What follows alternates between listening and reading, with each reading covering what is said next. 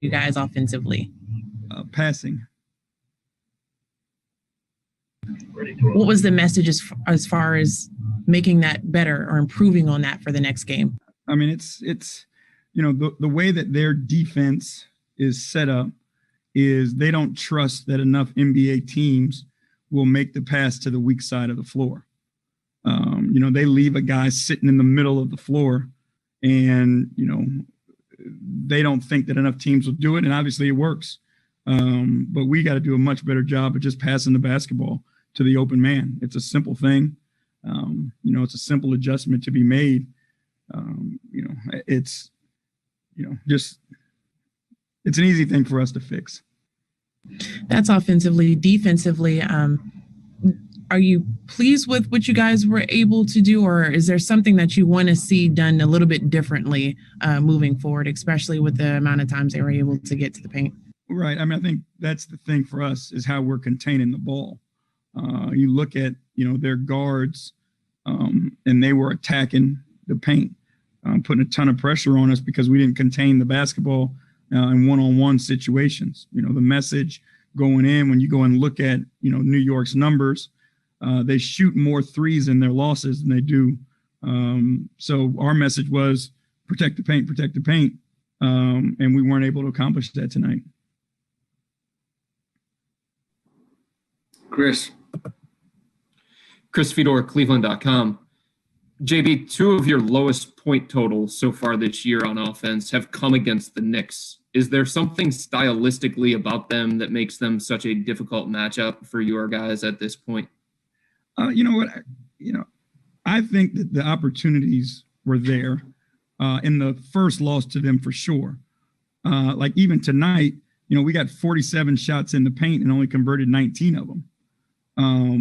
So I don't think that, that there's something that they do differently than the league that but they were physical with us tonight. I thought early on in the game, we started playing for the foul instead of, going to play for the finish. So I think those are just things that we have to make adjustments on, and we can do better. Marla Ridenour, Akron Beacon Journal. Considering that points in the paint, what you mentioned, 19 to 40, is it just a way, some of the players they have that are just stylistic, they're innately more physical, or do you think you guys were a little too passive? That's Tibbs' style. The way he coaches his team is to be physical, to create contact,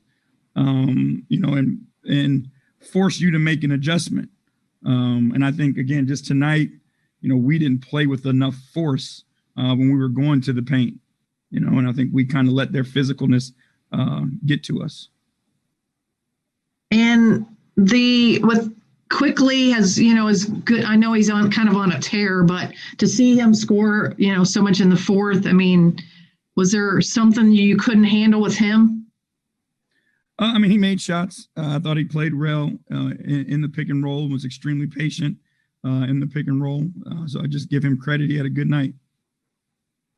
And never mind.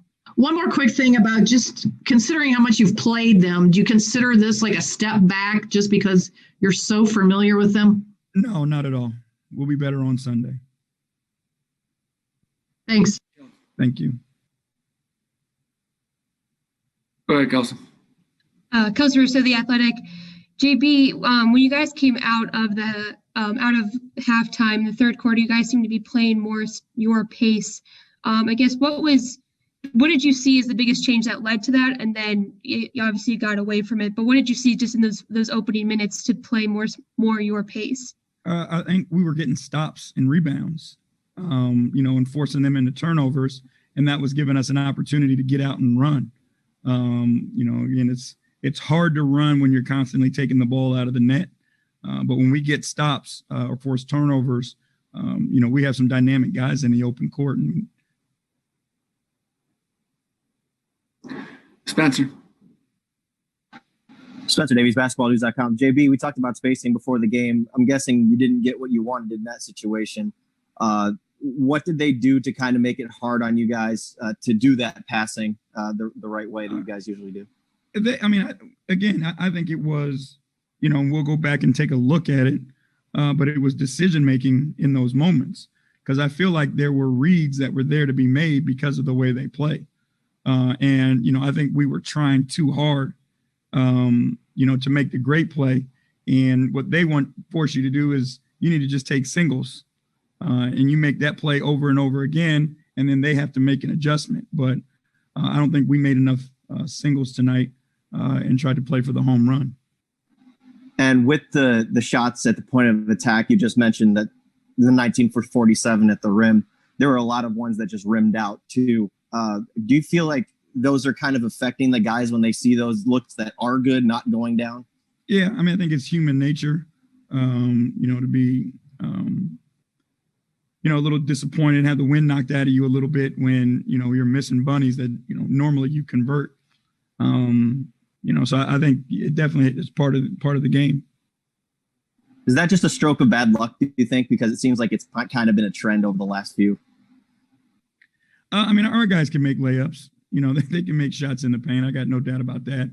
Again, I think it's just something that's happened. But, again, I got confidence in our guys being able to make those shots. Chris, last one. JB, did Nance come out of the game okay? I know he didn't seem like he was 100% with that wrist going in. Yeah, he gave it his best shot.